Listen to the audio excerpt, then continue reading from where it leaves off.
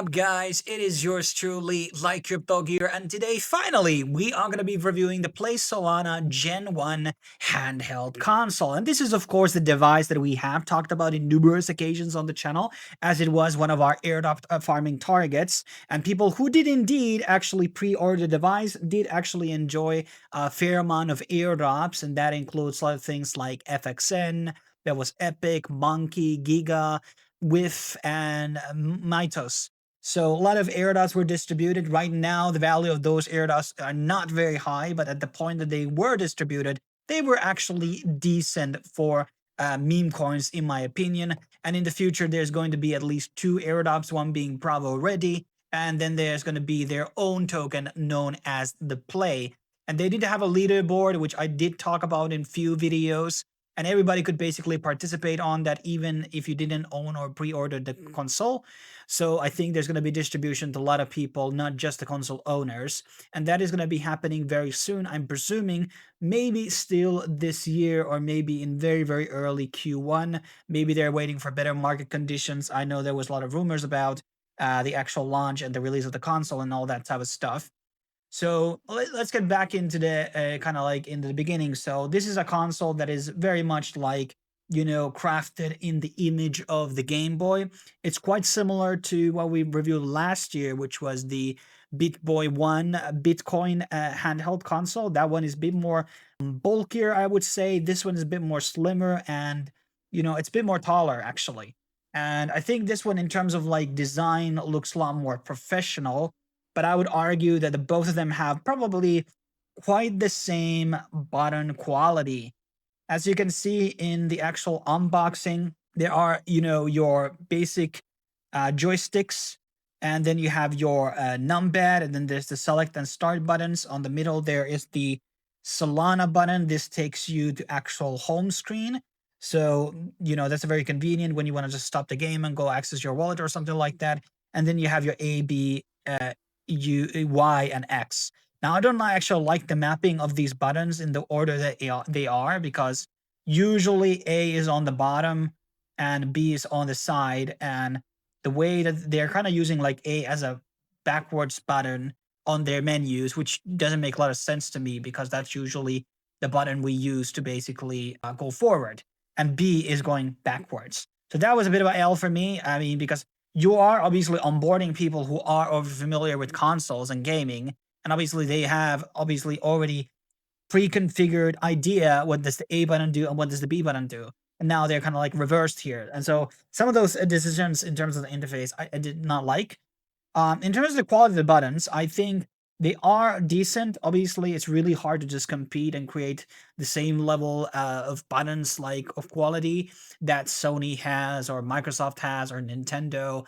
That's not really the ballpark of quality that we were expecting, but I would argue that they're decent. The joysticks are maybe not the best, and the way the joysticks are, the reason why like there isn't exactly a handheld console with joysticks these days is because they have to be actually somewhat far apart from the actual distance from each other, because it's harder to aim when they are very close to each other. That's why, like, you look at like Switch design, you look at a lot of these other controllers, there's a lot of distance between the joysticks these days to actually have a better form of accuracy. Yes, on PlayStation 5 they are close to each other, but there's different ways of actually like interacting with this type of thing, like Nintendo GameCube controller and stuff like that. So this was kind of weird for me, I'm not gonna lie.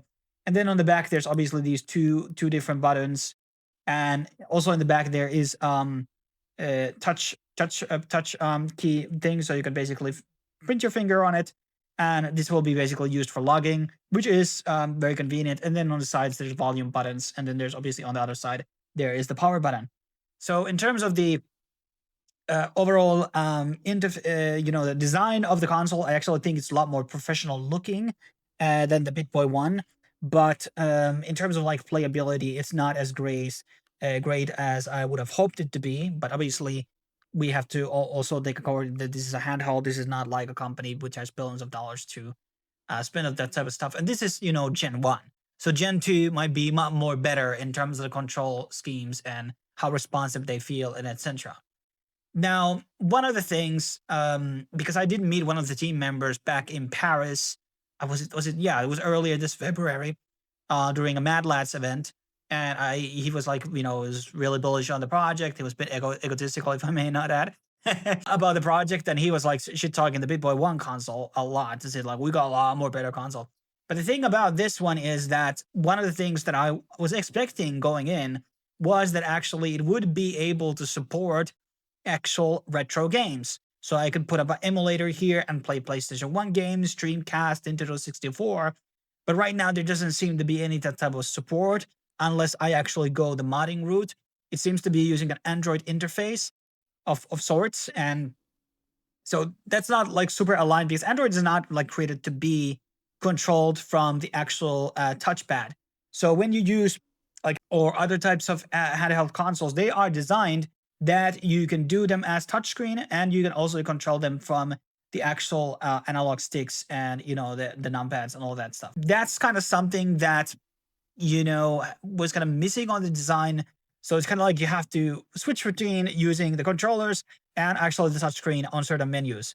And I did not like that. I want to be able to do it either fully on, on the buttons or, just fully on the actual, touchscreen. And touchscreen, yes, you can do it fully, but I wanted to have full control support because it's just like much more convenient to, jump around the menus and stuff like that.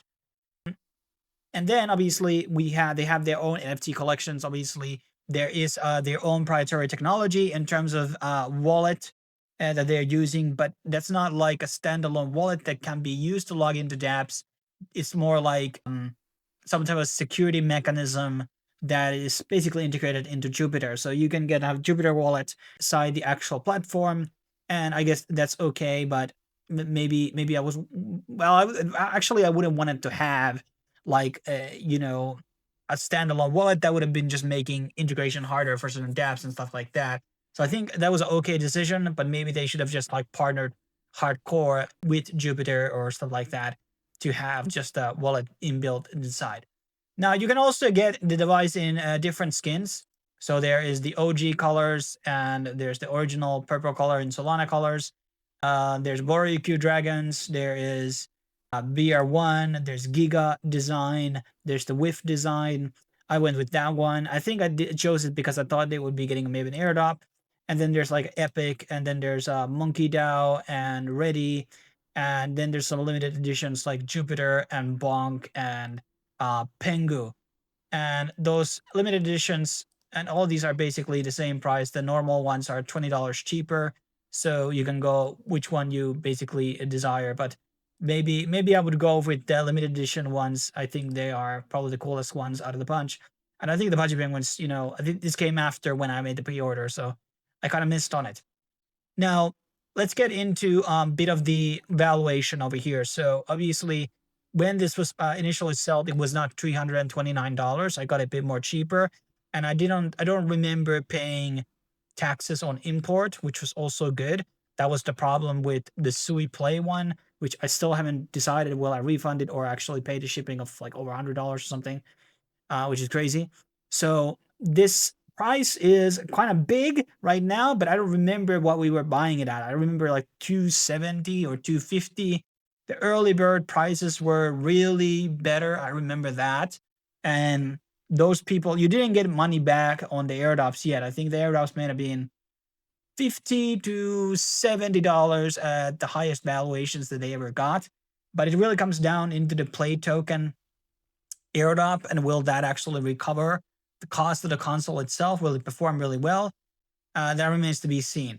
Right now, I would maybe wait for buying the Gen 2 if they're ever going to be doing one, assuming that I think they already sold out at some point. It's a possibility that, yeah, there might be a form of, a better console on the way. And there's obviously Web3 games inside right now, as there's no Web2 stuff in. As I said, like there's no inbuilt retro support, which would have been very pivotal to have, in my opinion. And Big Boy One has it, and I think that's like really bigger appeal. I haven't really tested too far of the batteries of this device, so I don't know like how long it actually will last. So that's a bit of a question mark, but it seems to be doing pretty well. It doesn't seem to be overheating, but I did witness actually frame drops in one of the games that I was playing. So I don't know of the actual, device, specs, because they're not really listed here on the main page. They don't actually tell about how strong the actual hard drive of the device is, like the CPUs and all those things. None of those specs are really here displayed on the thing. Maybe there's hardware button here that goes into, okay, here we have the display, we have the processor, has seed vault memory, 8 gigs of RAM. Okay, that's pretty good actually. And there's 128 gigs of storage, which half is already at the beginning like taken out. So I think I saw like 60 gigs only.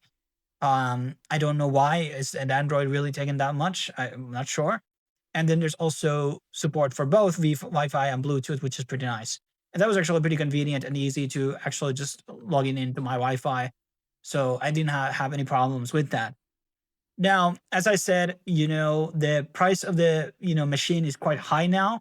And I don't know if you're going to be able to retroactively get the old airdrops as well, if you're going to be buying it today or making the purchase. So, and also, will it be too late to actually get the play airdrop? Maybe not. So if you buy it this week, maybe you're going to be able to get a pretty good valuation. But in terms of like me wanting to play on the console, I think it's going to be really hard for me to get interested in Web3 games. And I got into a couple of problems of actually I was not really able to log in with my wallet into some of these games. And that was a bit annoying. Maybe this is bugs or something. It will be fixed later. But that was something I was not really happy about. So right now it's a bit of a risky investment, I'm not gonna lie. But if you like playing Web3 games and you want a handheld console, I guess you could use this. But and especially if there's gonna be some type of a modding tool or guide somewhere, some random by somebody, because it is using Android thing, and I know in Android you can do actual emulators. But as a gamer, I would argue that that would be a big appeal of it. So that's my 2 cents. But I don't really have much else to add into this. We will be seeing how much the Play Solana airdrop will be. Will it able to recoup my original costs into this device?